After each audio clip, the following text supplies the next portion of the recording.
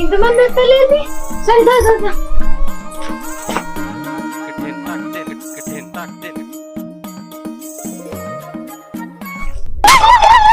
అక్క మళ్ళీ ఊడిపోతాడు విని ఇంట్లోకి.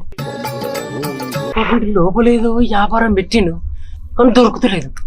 అక్క ఇదేంది అనేది ఎట్లా తెలుసుకోవాలి. ఒక గట్లుగుతుంది ఇది.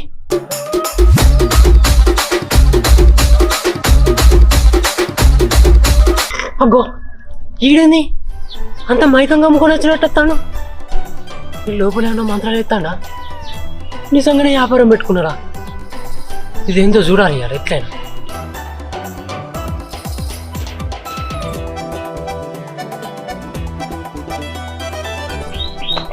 ఏమైందిరా? అరే లక్కీగా నువ్వు చెప్తే ఏమనుకున్నావు కానీ నిజంగా స్వర్గమేరా. 1000 రూపాయలు కూడా దొరకని స్వర్గం 200కే చూపెట్టినావు.